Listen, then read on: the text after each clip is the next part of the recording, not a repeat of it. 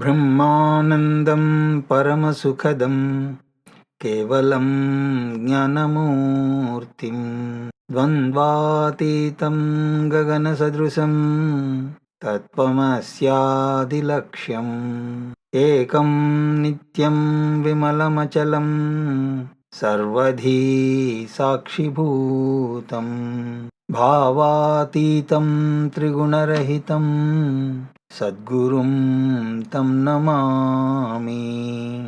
ఓం నమః ప్రణవార్థాయ శుద్ధజ్ఞానైకమూర్తయే నిర్మలాయ ప్రశాంతాయ దక్షిణామూర్తయే నమః. శృతిస్మృతిపురాణానాం ఆలయం కరుణాలయం నమామి భగవత్పాదం శంకరం లోకశంకరం. సదాశివసమారంభాం శంకరాచార్యమధ్యమాం అస్మదాచార్యపర్యంతాం వందే గురుపరంపరాం. హరి ఓం. స్మరవారం వారం కార్యక్రమాన్ని వీక్షిస్తున్న ప్రేక్షకులందరికీ స్వాగతం. కర్మాణి కతి విధాని సంతీతి చేత్ ఆగామి సంచిత ప్రారబ్ధ భేదేన త్రివిధాని సంతి. అనేక రకములైనటువంటి కర్మలు ఉన్నాయి అని గడిచిన తరగతిలో మనం చివరిలో చెప్పుకున్నాం. ఏ విధంగా అయితే ప్రతి కాజ్కి ఒక ఎఫెక్ట్ ఉంటుందో అదేవిధంగా ప్రతి కర్మకి ఒక ఫలితం ఉంటుంది. అయితే ఒక కోణంలోంచి చూసినప్పుడు కర్మ ఫలం అర్థవంతంగా కనిపిస్తూ ఉంటుంది, కానీ ఇంకో కోణంలోంచి చూసినప్పుడు కర్మఫలం అన్నది చాలా అల్లరి పెడుతుంది. అది ఏదైనా చేయగలదు. ఈ కర్మలు ఏవైతే ఉన్నాయో కొన్ని ఫలాన్ని ఇప్పుడే ఇస్తాయి, కొన్ని ఫలాలు కొంతకాలం తర్వాత ఇస్తాయి, ఇంకొన్ని కర్మలు ఫలాలు వచ్చే జన్మలలో ఆ ఫలితాన్ని ఇవ్వడానికి తయారు చేసుకుంటూ ఉంటాయి. నేను చేసుకున్న కర్మల్లో కొన్ని ఇప్పుడు ఫలాలు ఇవ్వడానికి రెడీగా ఉన్నాయి, కొన్ని కొంతకాలం తర్వాత ఇవ్వవచ్చు, మరికొన్ని ఫలదీకరణం చెందడానికి అంటే ఫలం ఇవ్వడానికి ఇంకా కొన్ని జన్మలు ఆగాల్సిన పని ఉంటుంది. మరి ఇలా ఉన్నప్పుడు ఆ కర్మల కథ ఏమిటి అని ఇక్కడ అడుగుతున్నారు. కర్మాణి కతి విధాని సంతీతి చేత్. సంతి ఇతి చేత్. ఈ కర్మలు ఎన్ని రకాలుగా ఉన్నాయి అని అడిగితే ఆగామి సంచిత ప్రారబ్ధ భేదేన త్రివిధాని సంతి. ఆగామి సంచిత ప్రారబ్ధం అంటూ 3 విధాలుగా ఉన్నాయి. ఇలా ఇక్కడ 3 విధాలు అన్నప్పుడు 3 రకాలుగానే ఉన్నాయి అని కాదు. కర్మ ఎన్ని రకాలు అంటే అనంత రకాలు. ఇక్కడ 3 అని ఎందుకు చెప్తున్నారు అంటే వాటి యొక్క ఫలప్రదాన్ని దృష్టిలో పెట్టుకుని 3 విధాలు అని చెప్పడం జరిగింది. అంటే మీరు చేసుకున్నటువంటి కర్మలలో కొన్ని వ్యక్తం అవని కర్మలు ఉన్నాయి. వ్యక్తం ఎందుకు అవ్వలేదు అంటే దానికి ఇంకా సమయం రావాలి కదా. ఇప్పుడు చెట్టు పెట్టాము, పండు అందులో ఉందా లేదా? ఉంది, కానీ ఇంకా వ్యక్తం అవ్వలేదు. ఆ విధంగా వ్యక్తం కాని కొన్ని ఫలాలు, వ్యక్తమైనటువంటివి కొన్ని ఫలాలు, అంటే అవ్యక్తంగా కొన్ని ఉన్నాయి, వ్యక్తం కొన్ని అయ్యాయి. ఎలాగా అంటే ఈ దేహాన్ని ఇచ్చినటువంటి తల్లిదండ్రులు, అది వ్యక్తమైనటువంటి కర్మలు, కర్మ ఫలాలు. ఇంకా వ్యక్తం అవ్వలేదు, ఆ విధంగా అవ్యక్త ఫలాలు, ఇంకా వ్యక్తం అవుతున్నటువంటి ఫలాలు. ఈ విధంగా ఈ 3 రకాలుగా విభజించారు. భేదేనా అంటే భేదాన్ని అనుసరించి ఆ విధంగా చెప్పడం జరిగింది.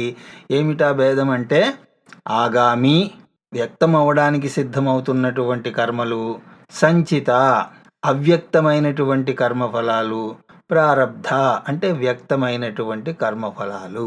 ఆ విధంగా కర్మఫలాన్ని ఇచ్చేదాన్ని బట్టి కర్మలు 3 రకాలుగా ఉన్నాయి. ఏమిటా కర్మలు అంటే ఆగామి సంచిత ప్రారబ్ధ కర్మలు. అలా అన్నప్పుడు వాళ్ళు ఊరుకోరు కదా.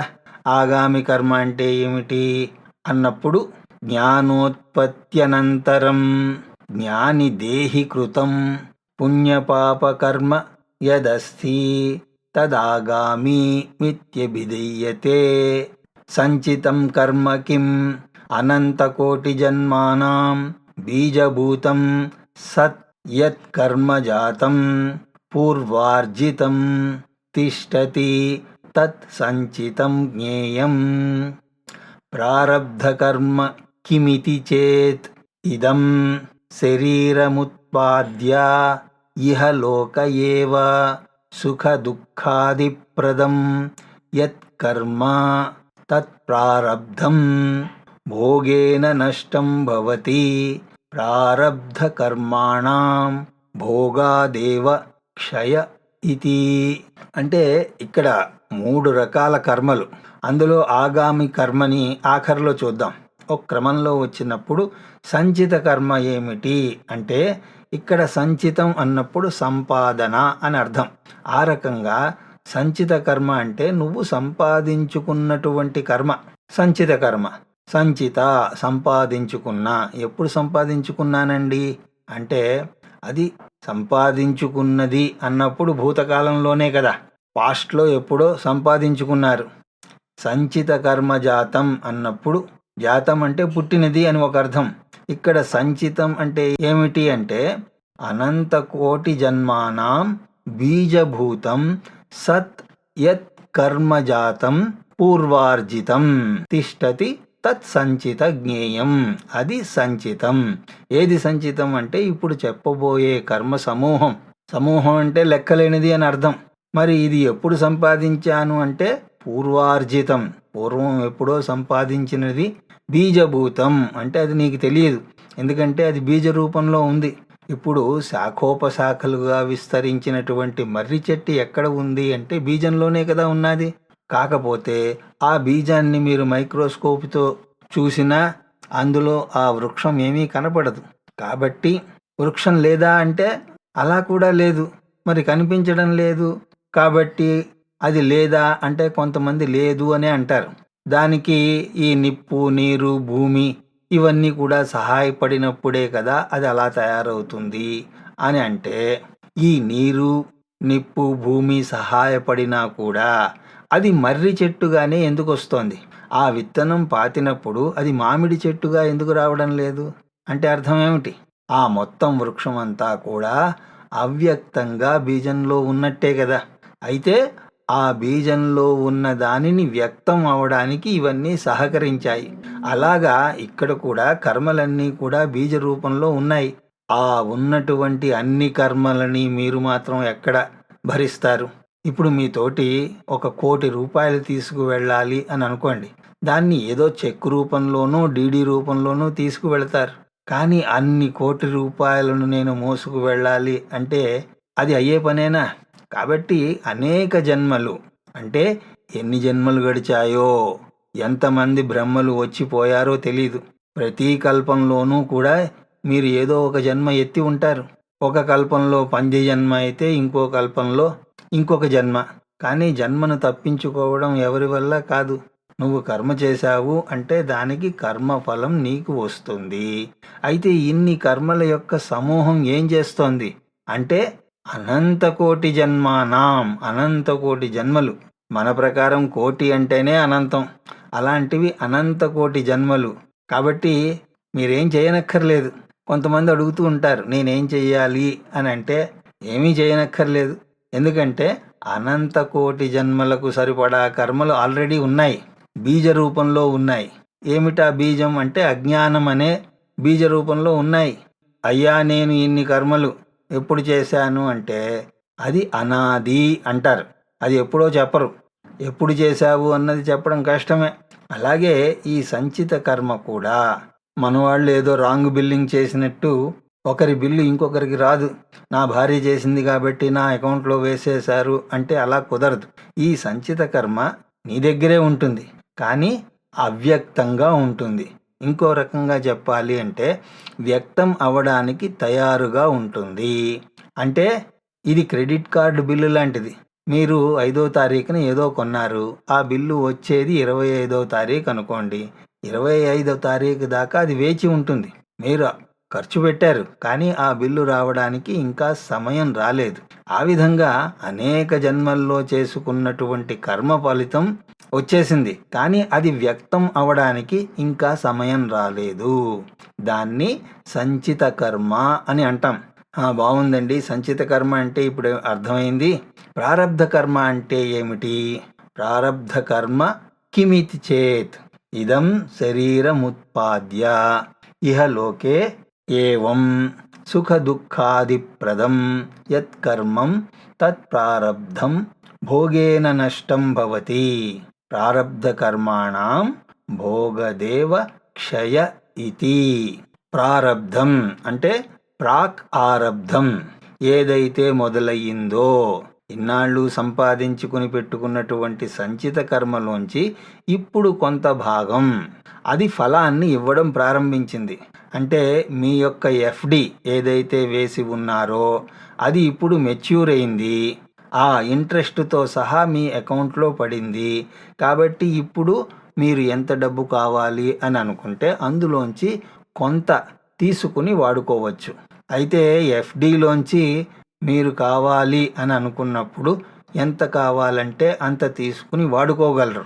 కానీ ప్రారబ్ధ కర్మలోంచి మీరు సెలెక్ట్ చేసుకుని వాడుకోవడానికి వీలు లేదు, అదే ఇస్తూ ఉంటుంది.